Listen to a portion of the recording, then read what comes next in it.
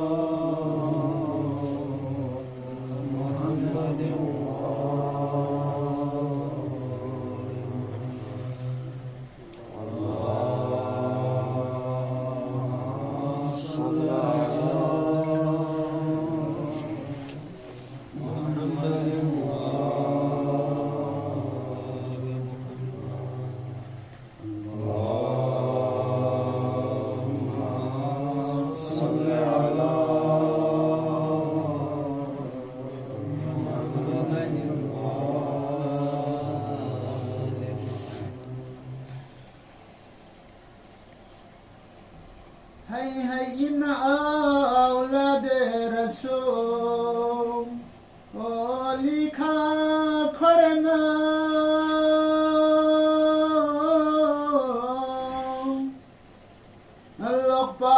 اللقباري كخنبو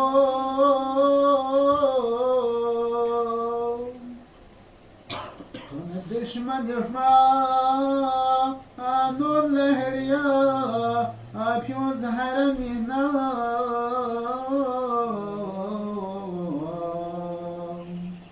من آل حرم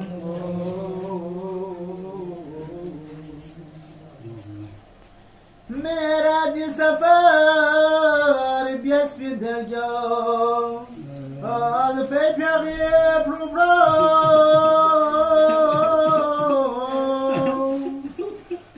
شامی سفری مو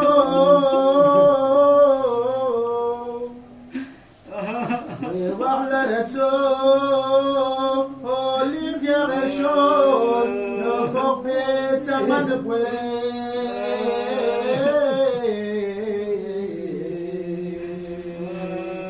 سنخونی گلم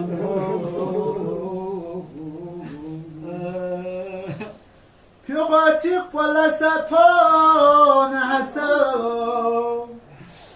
سر سبز سنابه پیغچیق لگبا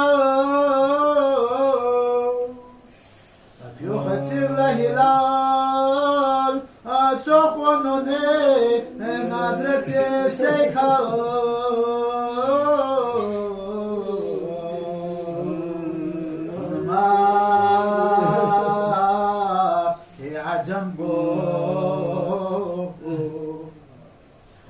پیغاچیق پلا چان کلچی نبرا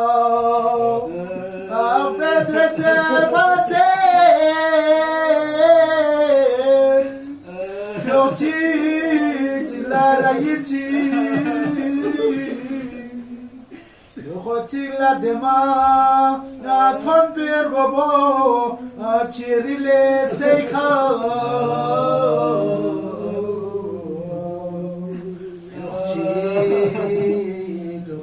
علم بو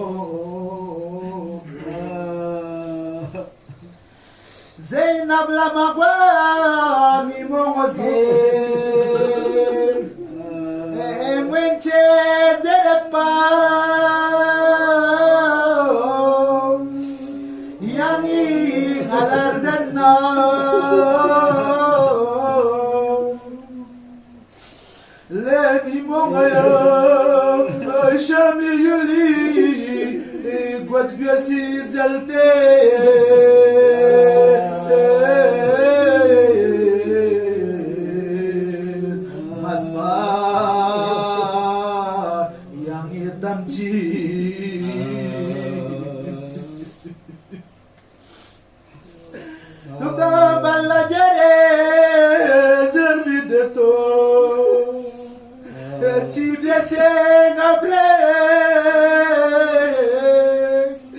زينب حسيني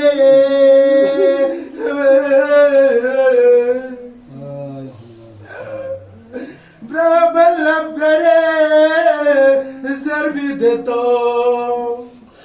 چیبے سے نبرے زینب نا حسینی ریاچک سے میان میں جنداف تری خاموش سنین جغ سے قلم کو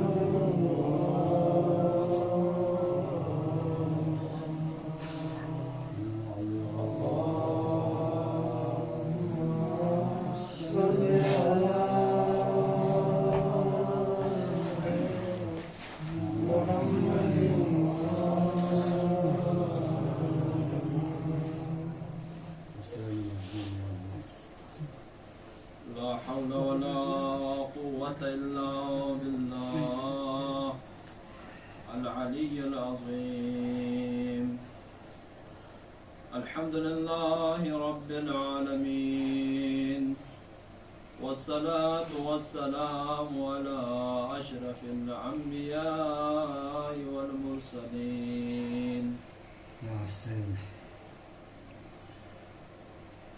جد الحسن والحسين أبي القاسم محمد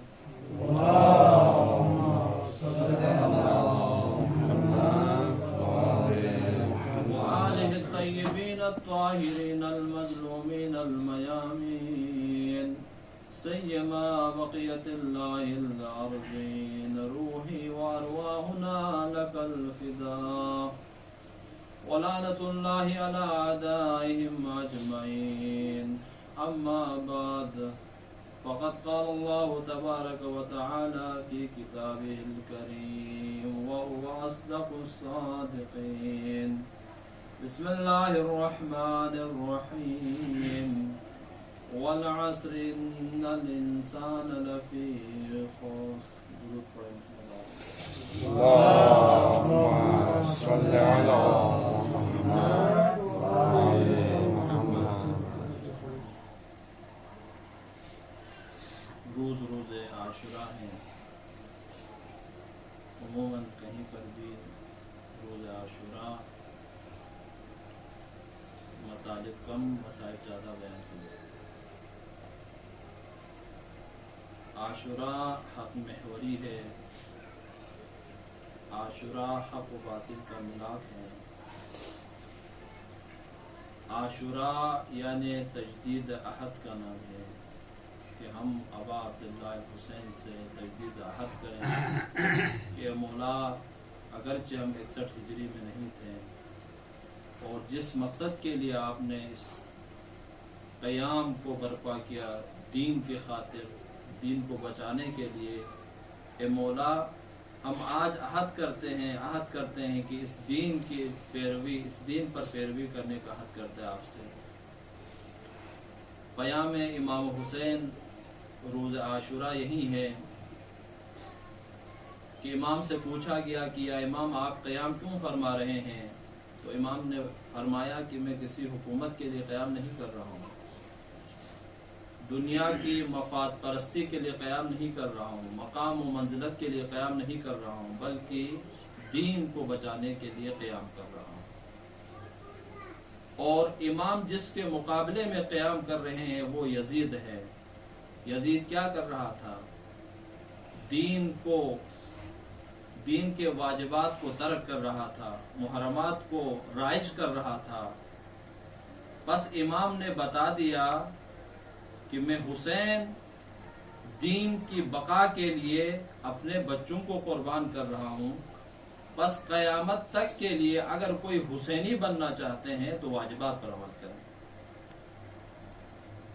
یعنی امام حسین نے یزید کے کردار کو لوگوں کے سامنے رکھا، کہا کہ یزید تارک الصلاۃ ہے، شارب الخمر ہے، تمام گناہوں کو یزید بجا لاتا ہے، پس ملاک حسینیت اور یزیدیت کی ملاک امام حسین نے بتا دیا۔ یزید کے چہرے کو واضح کر کے دنیا کے سامنے امام حسین نے رکھ دیا۔ بلکہ میں الفاظ بدل کر یوں کہوں کہ اسلام جعلی کو اسلام امتیاز ہے، اسلام حقیقی اور جعلی کو واضح کر دیا امام نے، اسلام کے حقیقی چہرے کو واضح کر دیا، اسلام علوی کو لوگوں تک پہنچایا، کیونکہ یزید اسلام اموی کو پہنچانا چاہ رہا تھا اور پہنچایا تھا۔ جب یزید جیسا پلید انسان حاکم مسلمان ہو، مسلمانوں کا حاکم ہو، تو امام نے اسی لیے تو فرمایا تھا الاسلام والسلام، یزید کی بیعت کرنے سے بہتر ہے کہ اسلام کے لیے جان قربان کریں، اور امام نے کیا اور یہ بتا دیا کہ جہاں پر بھی، اس لیے خود امام نے فرمایا کہ بیعت کے حوالے سے مجھ جیسا حسین اس جیسا یزید کی بیعت نہیں کرے گا۔ یہ نہیں کہا میں حسین یزید کی بیعت نہیں کروں گا، بلکہ مجھ جیسا حسین اس جیسا یزید کی بیعت نہیں کرے گا۔ یعنی اس لیے کہ عاشورہ صرف 61 ہجری تک باقی نہیں، بلکہ 61 ہجری سے عاشورہ کا پیام قیامت تک کے لیے امام نے فرمایا۔ امام نے واضح کر دیا کہ جہاں پر حق محوری ہے وہاں پر حسینی ہے۔ لبیک یا حسین اور حل من ناصرین سننے کے صدا امام نے جب بلند کیا تو وہی صدا آج بھی بلند کر رہا ہے۔ قیام کی آج بھی ضرورت ہے، انفرادی اصلاح کی آج بھی ضرورت ہے، عاشورہ سے درس لیتے ہوئے تزکیہ کی آج بھی ضرورت ہے، اس لیے کہ آج بھی یزید ہر گھر گھر میں، ہر ایک کے دل میں بس رہا ہے، لیکن شکل مختلف ہے۔ یزید حتیٰ شیطان کہ جس نے قسم کھایا ہے کہ انسان کو گمراہ کروں گا، لیکن یہ ایک سوال پیدا ہوتا ہے کہ آیا شیطان اتنی قدرت رکھتا ہے کہ وہ انسان کے دلوں پر نازل ہو جائے، نفوذ پیدا کرے، سلطہ پیدا کرے، حکمرانی پیدا کرے اور انسان کو گمراہ کرے؟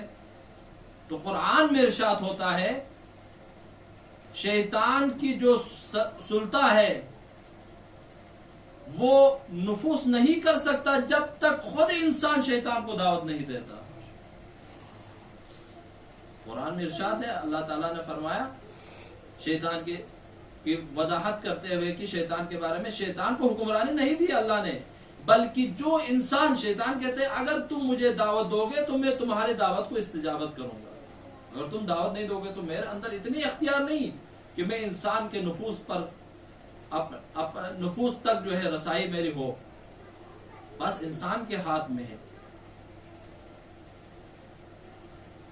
اور دین جس کے لیے امام نے قربانی پیش کی وہ واجبات کے اوپر منحصر ہے.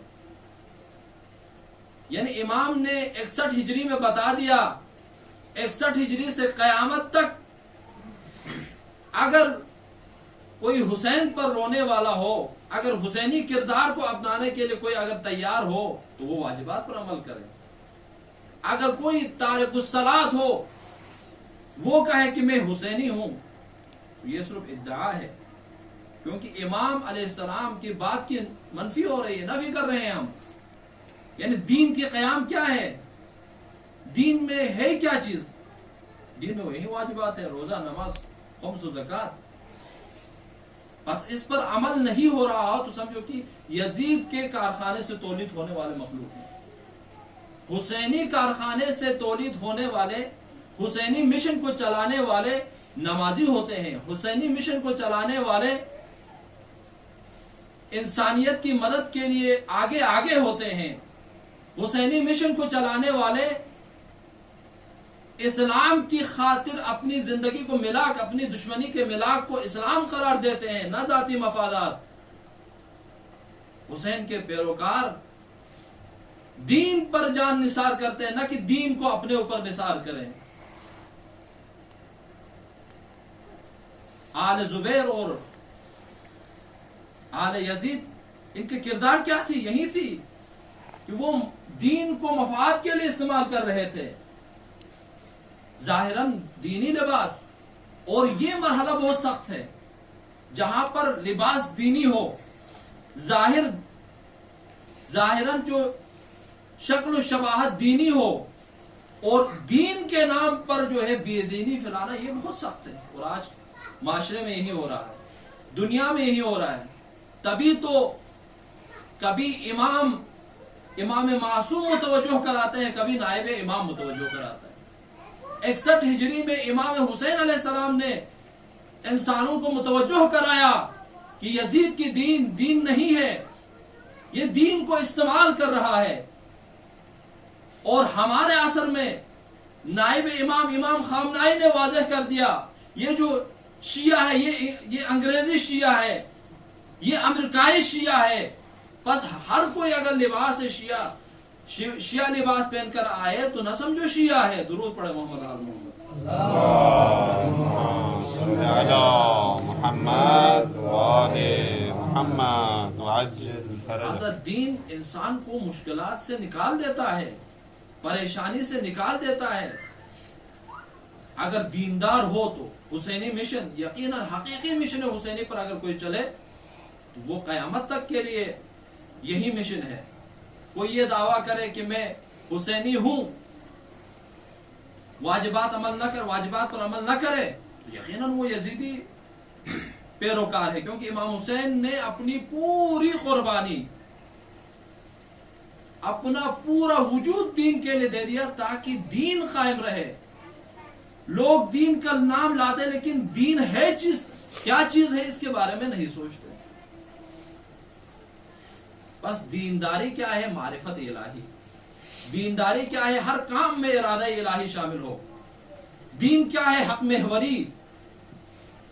دین کیا ہے؟ جامعیت. دین کیا ہے؟ معرفت.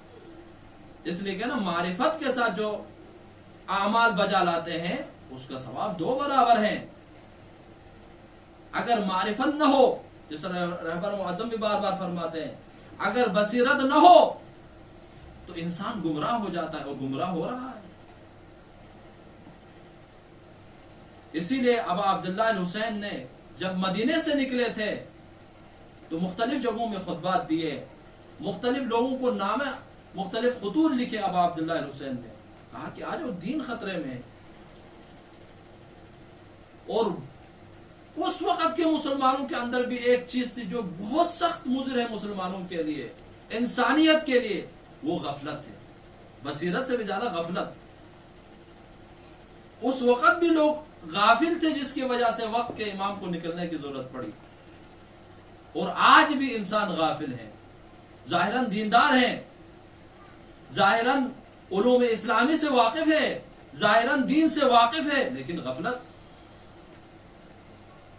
غفلت یعنی امور انفرادی میں غفلت، امور اجتماعی کے اندر غفلت، خواص کی غفلت سبب بنتی ہے جامعے کے اندر، معاشرے کے اندر بگاڑ پیدا کرنے کی۔ اور آج ہم دیکھ رہے ہیں جہاں جہاں غفلت وہاں معاشرے کے اندر جو ہے بربادی ہے، معاشرہ بے دینی کی طرف جا رہا ہے۔ پڑھے لکھے لوگ، دیندار لوگ غفلت کی وجہ سے، دیندار ہے ظاہراً، پابند صوم و صلات ہے، لیکن غفلت کی وجہ سے دین سے نکل کے جا رہے ہیں۔ وہی لوگ ایسی باتیں ان کے منہ سے نکل جاتی ہے کہ لوگ تعجب کرتے ہیں۔ لہذا غفلت کی وجہ سے لوگوں نے ابا عبداللہ حسین کے ساتھ نہیں دیا۔ آج کربلا میں، آج عاشورہ پیام ہے ہمارے لیے، درس انقلاب، یعنی عاشورہ درس ہے، کربلا ہمارے لیے ایک درس ہے۔ اور آج اگر ہم تجدید عہد نہ کریں تو یقیناً غفلت میں اگر ہم رہیں گے تو اسی طرح ہماری عمریں کٹتی جائیں گی، اور جو مشن کے لیے امام نے قربانی دی تھی وہ مشن بھی کمزور ہوتے جائے گا۔ لہذا عزیزان، امام سے عہد کرنے کی ضرورت ہے۔ آج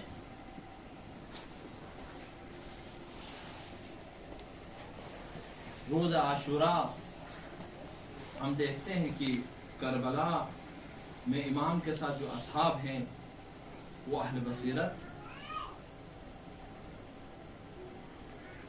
وہ اپنے امام کی اطاعت کرنے والے، ایک سے ایک امام پر فدا ہونے کے لیے تیار ہیں۔ کل شب عاشور تھا، ہر ماں اپنے بیٹے کو تیار کر رہی تھی۔ آج ظہر عاشور بعض ایسے مجاہدین کو دیکھتے ہیں کہ اپنے آپ کو سپر قرار دیتے ہیں، اور امام نماز قائم کرتا ہے اور دشمن کی فوج کی طرف سے تیر برس رہے ہیں، لیکن وہ اتنے مطیع ہیں، اتنے عاشق حسین ہیں، وہ اتنے تیروں کو تحمل کر رہے ہیں۔ یہ ہے عشق حسین۔ جب نماز، ادھر سے نماز ختم ہوتی ہے، وہاں سے وہ زمین پر گر پڑتے ہیں۔ ایسے اصحاب ملے تھے امام حسین کو۔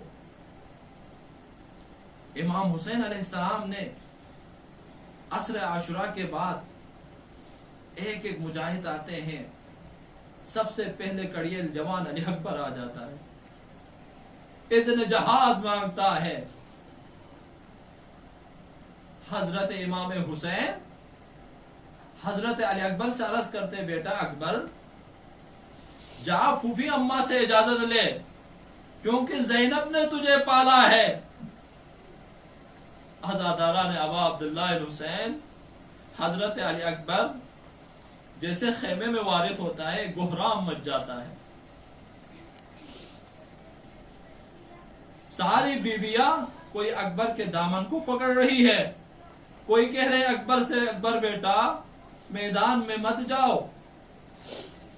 عزاداران ابا عبداللہ حسین حضرت علی اکبر نے اجازت لی۔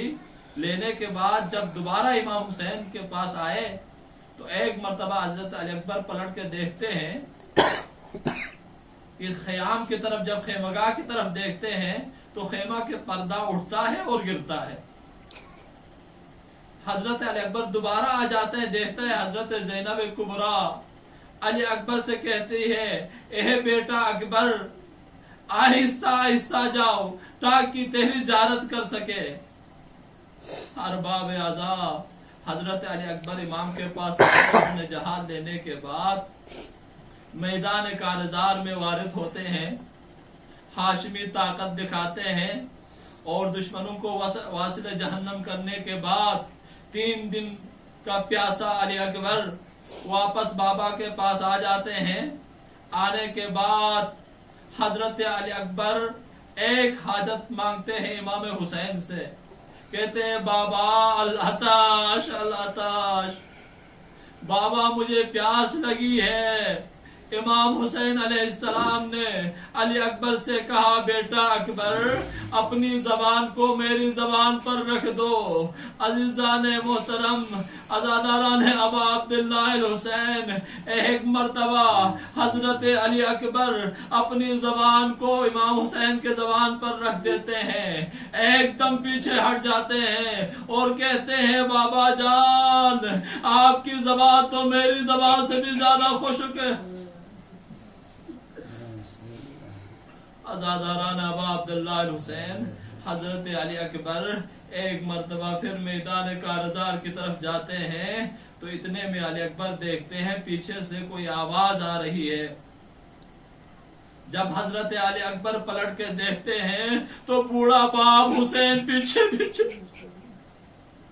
عزاداران ابا عبداللہ الحسین، ایک مرتبہ علی اکبر گھوڑے سے نیچے آتا ہے باپ کی خدمت میں، کہتے بابا آپ نے ابھی تو اجازت دی تھی۔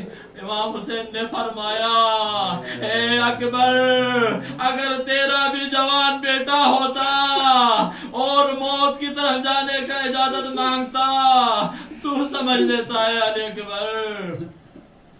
عزاداران ابا عبداللہ الحسین، اللہ اکبر۔ علی اکبر میدان کربلا میں گئے، کافی یزیدیوں کو واصل جہنم کرنے کے بعد ایک مرتبہ ابن سعد کہتا ہے، عمر سعد کہتا ہے کہ یہ ہاشمی جوان ہے، ایک ایک کر کے اگر ان کے ساتھ مقابلہ کرو گے تو ہماری شکست یقینی ہے، اور حملے کا حکم دیا۔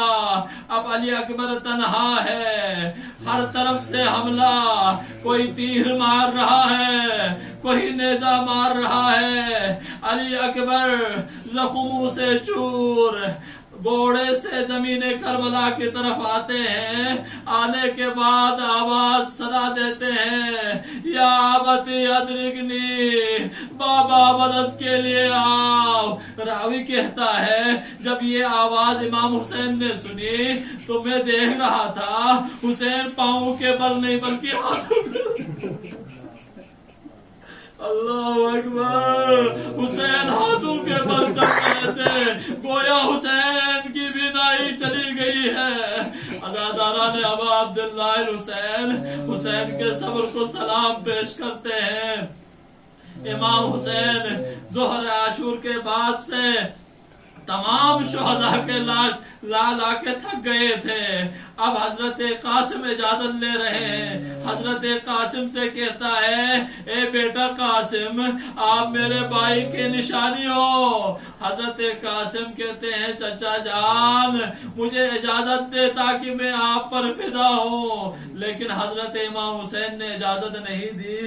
ایک مرتبہ قاسم اپنی ماں کے پاس جاتا ہے، ایک تعویذ لے کے آتا ہے، وہ تعویذ اپنے چچا کی خدمت میں پیش کرتا ہے۔ جب پیش کرتا ہے امام خط کو کھولتا ہے تو بھیا حسن کا خط، السلام علیکم یا اخی بھیا حسین میری قاسم کی قربانی کو قبول۔ اللہ اکبر، بھیا حسین میرے قاسم کی قربانی کو قبول کرنا۔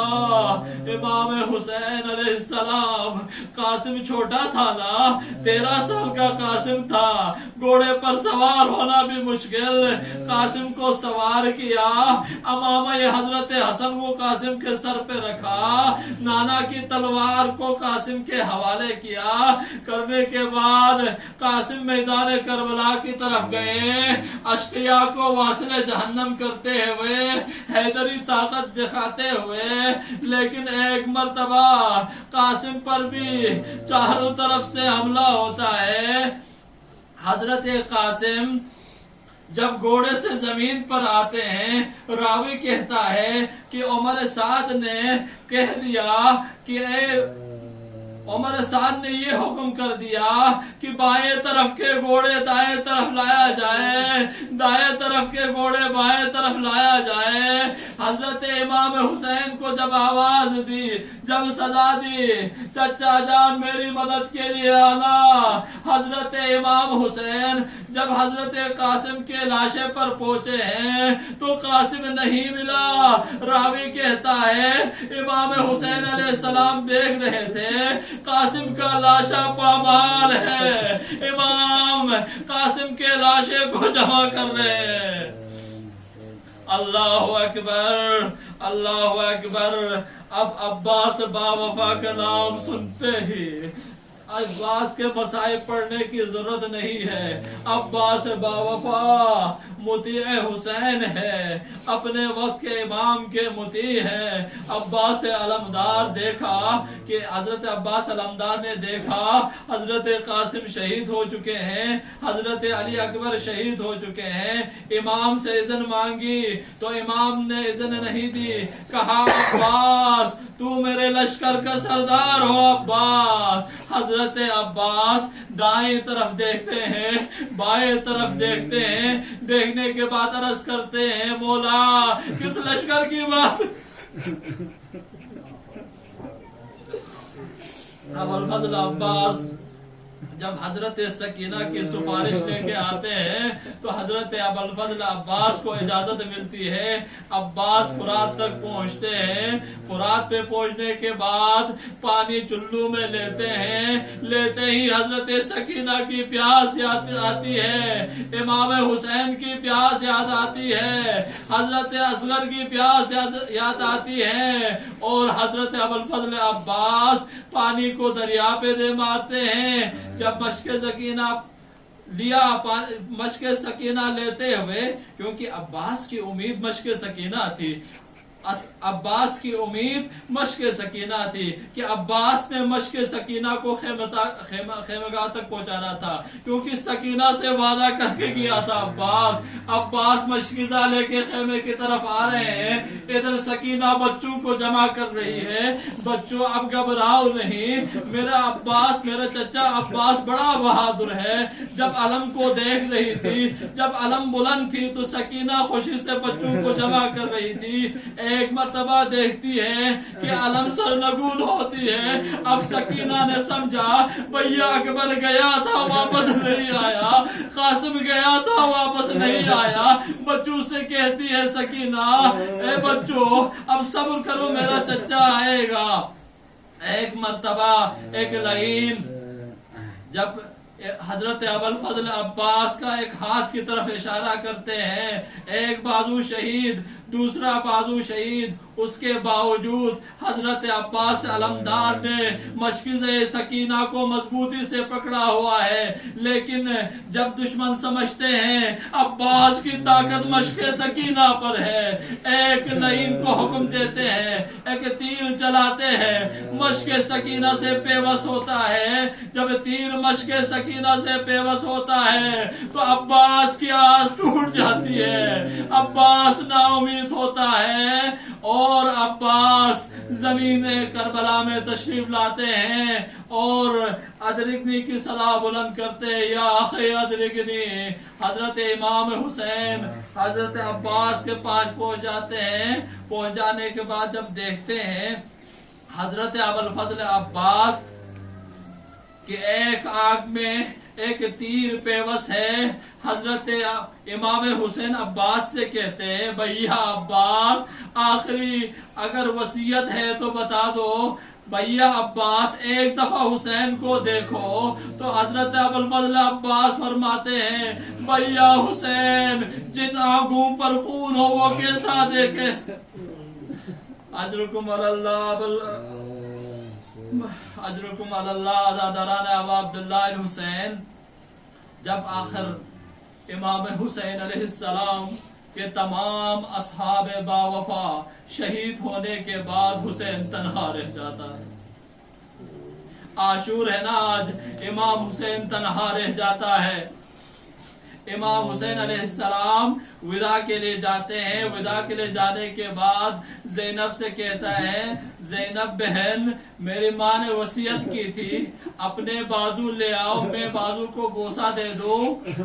عزاداران ابا عبداللہ حسین. حضرت زینب نے تعجب کیا بھیا حسین ماں نے مجھے بھی وصیت کیا تھا آپ اپنے حلقوں میں مبارک کو اپنے گردن مبارک کو دے میں بوسہ لے لو. عزاداران ابا عبداللہ الحسین امام حسین نے حضرت زینب کو تسلی دی. بہن زینب ابھی آپ کا سفر باقی ہے. بہن زینب میرے شہید ہونے کے بعد ابھی آپ نے کوفہ جانا ہے, آپ نے یزید کے دربار میں جانا ہے, کربلا کے پیام کو پہنچانا ہے. بہن زینب صبر سے کام لینا. عزاداران ابا عبداللہ الحسین حضرت امام حسین وداع کے بعد جب گھوڑے پر سوار ہوتے ہیں, سوار ہونے کے بعد جب گھوڑے سے کہتے ہیں کہ گھوڑا چلو میدان کربلا کی طرف, ایک مرتبہ وہ بے زبان سر ہلاتا ہے, آگے نہیں بڑھتا. امام گھوڑے سے مخاطب ہو کر کہتے ہیں اے گھوڑا تیرا بھی حق ہے کہ صبح سے تھک گیا ہوگا, لیکن میں حسین وعدہ کرتا ہوں یہ تیری آخری سواری ہے. امام حسین علیہ السلام نے جب یہ گھوڑا سے تکلم کیا, کرنے کے بعد بھی گھوڑا نہیں ہل رہا ہے. جب امام نے اس بے زبان کی زبان کو سمجھا, نیچے اترے. کیا دیکھتا ہے حضرت سکینہ گھوڑے کے پاؤں کو پکڑ کے گھوڑے سے کہہ رہی ہے اے گھوڑا چچا عباس کو لے کے گیا تھا واپس نہیں لایا. اے گھوڑا اے ذوالجنا چاچا بھیا اکبر کو لے کے گیا تھا واپس نہیں لایا. اے ذوالجنا میرے بابا کو مت لے جا. ایک مرتبہ امام حضرت سکینہ کو تسلی دینے کے بعد میدان کربلا کی طرف جاتے ہیں. امام اپنے حجت تمام کرتے ہیں.